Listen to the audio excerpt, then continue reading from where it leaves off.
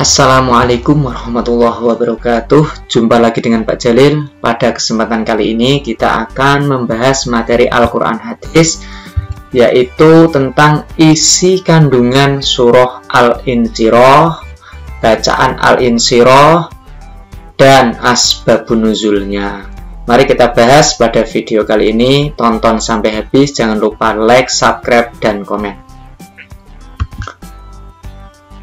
Oke, untuk kaji yang kita pelajari pada kesempatan kali ini adalah 3.5 memahami arti dan isi kandungan Quran Surah Al-Insyirah, dan 4.5 yaitu mendemonstrasikan hafalan Quran Surat Al-Insyirah ayat Al-Insyirah surah ke-94. Adapun bacaan Al-Insyirah yaitu A'udzubillahi minasyaitonirrajim. Bismillahirrahmanirrahim.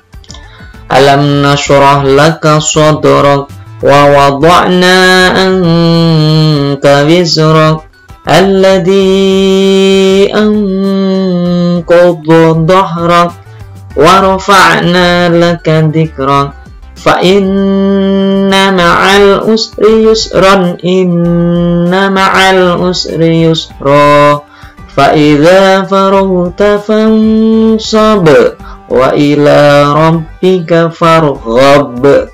Shadaqallahul azim. Adapun terjemahannya adalah 1. Bukankah kami telah melapangkan dadamu Muhammad, dan kami pun telah menurunkan bebanmu darimu yang memberatkan punggungmu, dan kami tinggikan sebutan namamu bagimu. Maka sesungguhnya bersama kesulitan ada kemudian. Sesungguhnya bersama kesulitan ada kemudahan. Maka apabila engkau telah selesai dari sesuatu urusan, tetaplah bekerja keras untuk urusan yang lainnya, dan hanya kepada Tuhanmu lah engkau berharap.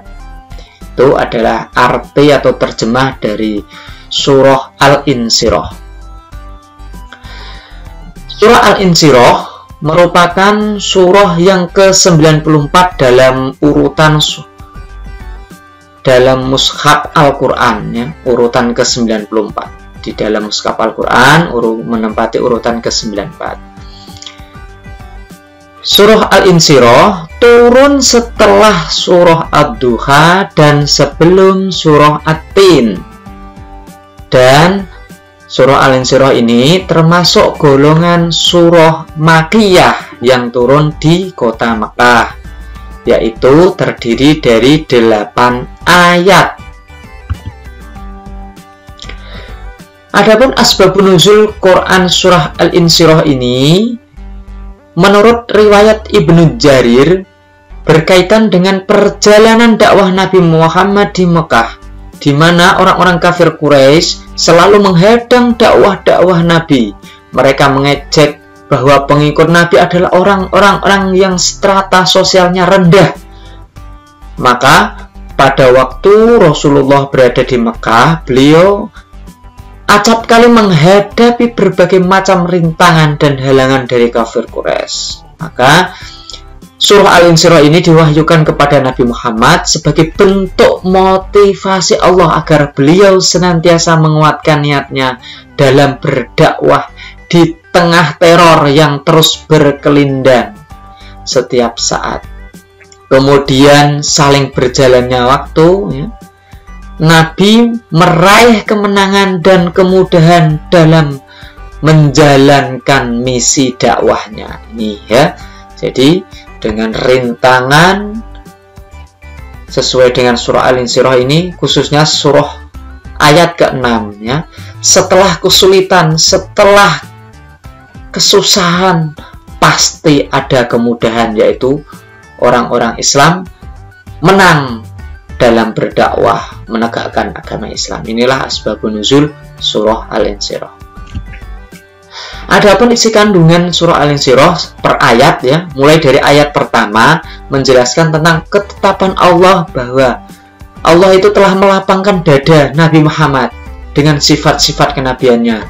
Nabi Muhammad diberi sifat-sifat yang sabar dalam menghadapi segala cobaan, segala ujian, rintangan, selalu beliau hadapi dengan sabar.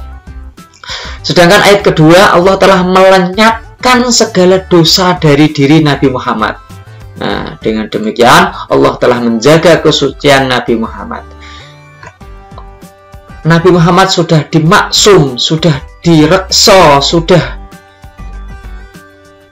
tidak punya dosa lagi, sudah dijamin oleh Allah. Ini surah Al-Insyirah ayat kedua. Sedangkan ayat ketiga, Allah telah menghilangkan beban yang ada di punggung Nabi Muhammad, yaitu berupa kesusahan, kesulitan yang diderita selama menjalankan tugasnya.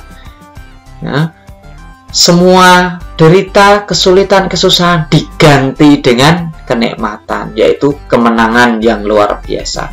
Sesuai dengan firman Allah surah Al-Fath ayat 2 yang menjelaskan bahwa Allah itu akan memberikan ampunan terhadap dosa Nabi Muhammad yang telah lalu dan menjaganya dari dosa-dosa yang akan datang. Dan Allah menyempurnakan nikmat yang telah diberikan kepada beliau. Dan Allah selalu membimbingnya ke jalan yang lurus. Jadi Nabi Muhammad selalu dijaga oleh Allah. Sesuai dengan ada hubungannya dengan surah sebelumnya, yaitu surah Ad-Duha. Dalam keadaan yatim, Allah melindungi. Dalam kebingungan, Allah memberi petunjuk dan sebagainya. Sedangkan ayat keempat, Allah meninggikan nama Nabi Muhammad bersama dengan Allah. Ya. Selalu beriringan, nama Nabi Muhammad itu disebut bersama asma Allah di dalam adzan, iqamah, tasyahud, khutbah, dan lain sebagainya. Asyhadu an la ilaha illallah wa asyhadu anna Muhammadar Rasulullah. Setelah Allah ada nama Nabi Muhammad. Ya, inilah Allah meninggikan nama Nabi Muhammad selalu disebut oleh umat Islam. Terus ayat kelima dan keenam menjelaskan bahwa setelah datangnya kesusahan pasti akan datang kemudahan. Nah ini ya, setelah kesulitan pasti akan datang kemudahan. Diulang dua kali, ayat kelima dan ayat keenam. Karena apa? Keadaan Nabi Muhammad yaitu senantiasa mengalami kesulitan, baik sebelum maupun sesudah menjadi Nabi, selalu sulit. Nah, dalam berdakwah, beliau selalu mendapatkan halangan dan rintangan dari kaum kafir. Namun beliau tetap tabah, tetap gigih, berjuang untuk menghancurkan kemusyrikan.